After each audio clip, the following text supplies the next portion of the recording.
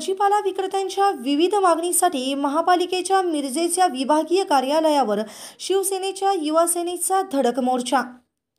मिरज येथील भाजीपाला विक्रेत्यांच्या समस्या आणि अडचणीवर तातडीने उपाययोजना करण्यासाठी शिवसेना युवा सेनेचा धडक मोर्चा सांगली, मिरज आणि कुपवाड शहर महानगरपालिकेवर धडकला।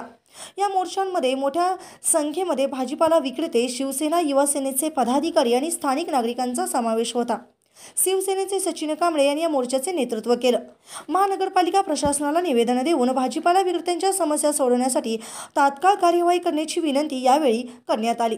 गाडवे चौक परिसरातील भाजीपाला विक्रेत्यांना तातडीने पर्यायी जागेची व्यवस्था करावी, त्यांना योग्य ती भरपाई मिळावी अशी मागणी यावेळी करण्यात आली।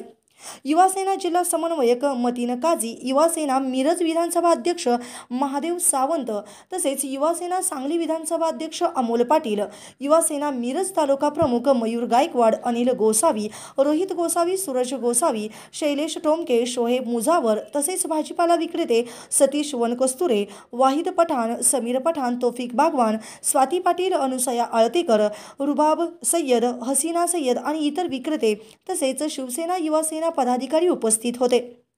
मिरजहून सांगभल न्यूजसाठी बाळासो महाडिक।